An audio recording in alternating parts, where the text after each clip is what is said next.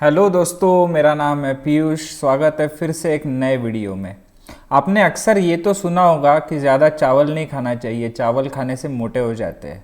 But इस बार चावल आपको मोटा नहीं करने वाला है, बल्कि आपके लिए कमाने वाला है एक मोटा पैसा। कंपनी का नाम क्या है? KRBL। गूगल सर्च करने पे क्या आता है? World's largest basmati rice exporter. Bharat का नहीं, एशिया का नहीं, पूरे दुनिया का सबसे बड़ा राइस एक्सपोर्टर कंपनी है KRBL। इनके वेबसाइट को विजिट करके देखते हैं, इनके ब्रांड्स को देखते हैं। कौन सा ब्रांड है इनका? सबकी नज़र पड़ गई होगी, इंडिया गेट। बहुत लोगों को ये पता नहीं होता है, बट इंडिया गेट जो इंडिया का हाईएस्ट बिकने वाला राइस ब्रांड है, उसके पीछे की कंपनी है KRBL। ये इंडिया में नहीं तो इंटरनेशनल मार्केट्स में भी बहुत राइस बेचती है। इनके कौन से राइस ब्रांड्स है? इंडिया गेट क्लासिक ओकेजन्स के लिए होते हैं, बिरयानी के लिए राइस आते हैं, प्रीमियम माने कि महंगे राइस के काफ़ी सारे ये ब्रांड्स अवेलेबल है इनके। डेली रेंज बासमती राइस है। जैसे जैसे पर कैपिटा इनकम बढ़ रहा है, लोग डेली अपने लाइफ में भी बासमती राइस प्रिफर करते हैं, तो ये भी इनके पास ब्रांड है। इसके बाद हम जब इंटरनेशनल मार्केट में जाते हैं, तब ये लोग कंज्यूमर्स को भी बेचते हैं राइस और इंस्टीट्यूशंस को भी बेचते हैं, जो फिर से रीब्रांड करके अपना राइस आगे बेचते हैं।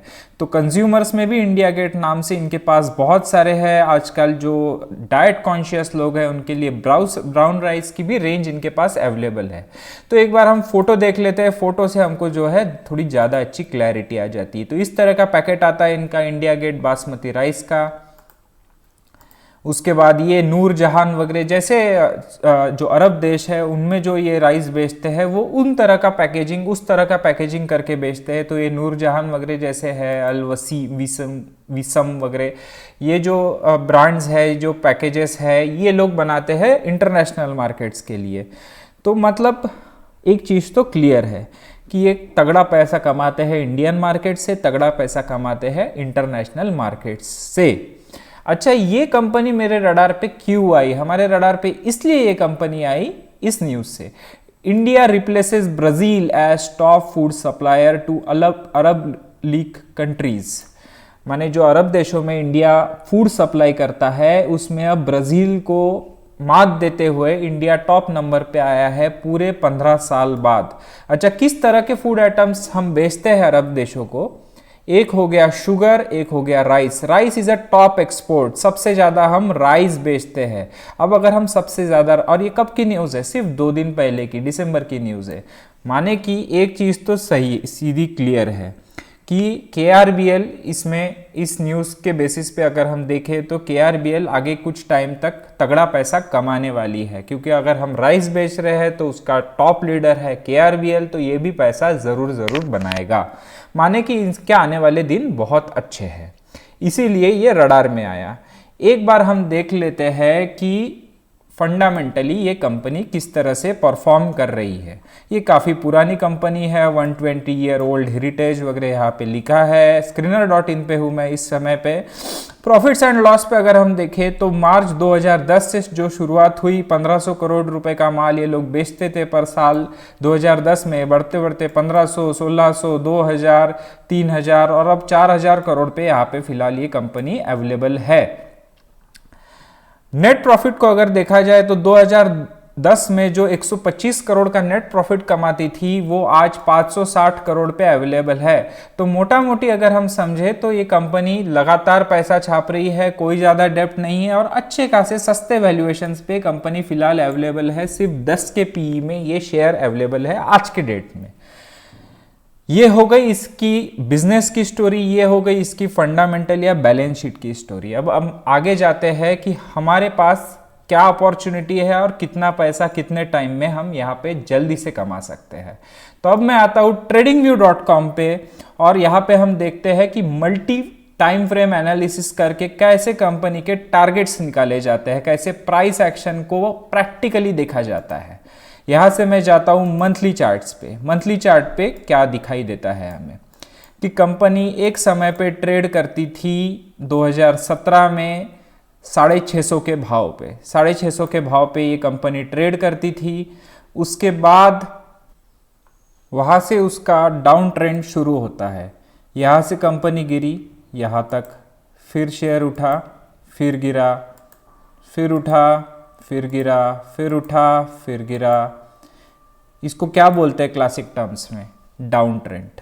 लोअर लोज, ये लो बना, ये लो बना, ये लो बना, ये लो बना, हर लो इसके पहले वाले लो से नीचे है।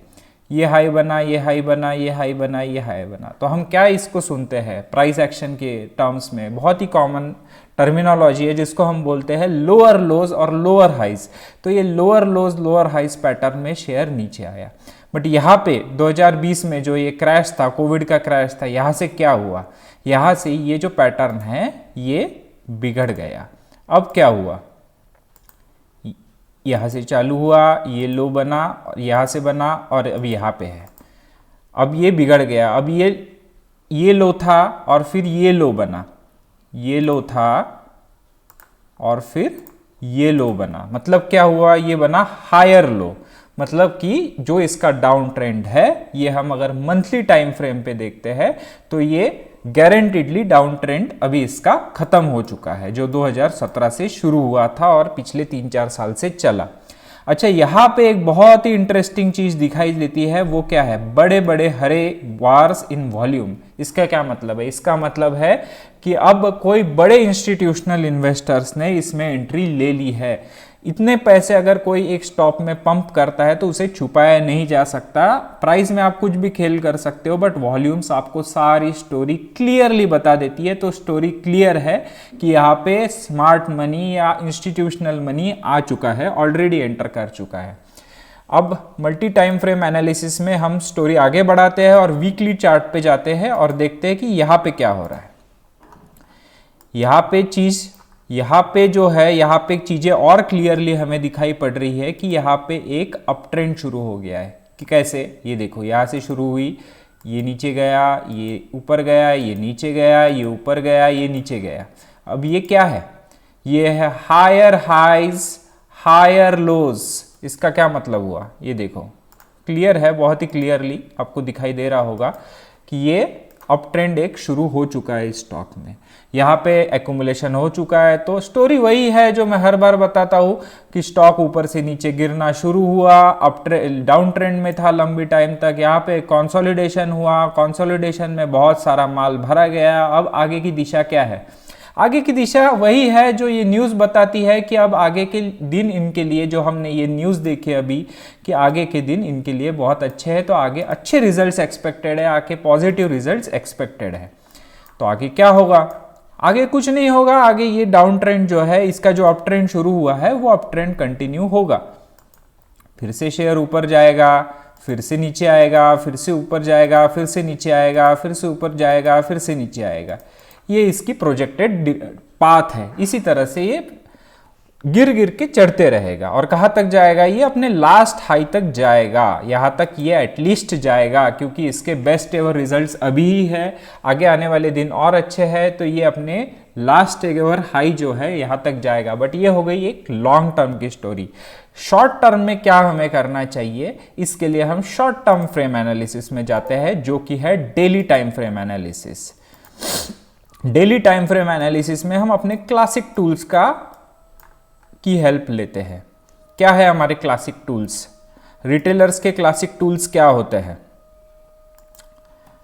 Support and resistance. करेक्ट। ये आया, यहां पे एक बार सपोर्ट लिया, फिर से सपोर्ट लिया इसी जगह पे, फिर से ऊपर उठा, फिर से इसी जगह पे सपोर्ट लिया, फिर से ऊपर उठा, फिर से इसी जगह पे सपोर्ट लिया, फिर यहाँ पे रेजिस्टेंस लिया, यहाँ पे रेजिस्टेंस लिया, फिर से उसी जगह पे, और फिर से गिर के वहीं पे सपोर्ट लिया अच्छे खासे लंबे टाइम तक। तो ये हो गई हमारी सपोर्ट की लाइन, ये हो गई हमारी रेजिस्टेंस की लाइन। तो अब ये शेयर कहाँ तक जाएगा?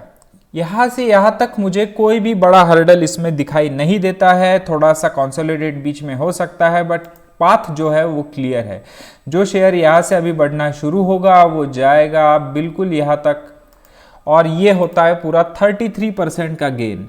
33% का गेन कितने दिन में आएगा? तो देखते हैं कि पिछले बार जब इतना शेयर ने जर्नी की थी तो कितने दिन में की थी, यहाँ से शुरू किया और यहाँ पे खत्म किया, तो दैट इज 43 डेज, माने कि 1.5 महीने में, मात्र 1.5 महीने में 33% का गेन इसने पिछली बार दिया था। तो आगे हो सकता है क्या? बिल्कुल हो सकता है, अगले 1.5 महीने में दे सकता है, अगले 1 महीने में दे सकता है, बट अगले 1 साल में भी अगर ये 33% का गेन दे दे तो बुरा नहीं होता है। 33% इन 1 year is a phenomenal return.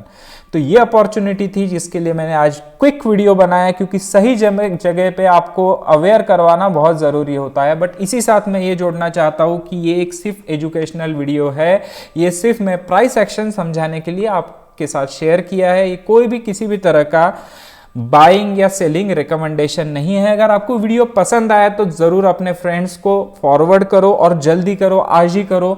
Share भाग जाने के बाद फिर उतना प्रॉफिट वो लोग भी नहीं कमा पाएंगे। अगर आप उनको सही समय पे सही इंफॉर्मेशन दे देते हैं तो वो आपको बहुत सारा थैंक यू बोलेंगे। मैं भी आपको थैंक यू बोलता हूँ इतना सारा वीडियो मेरे साथ देखने के लिए।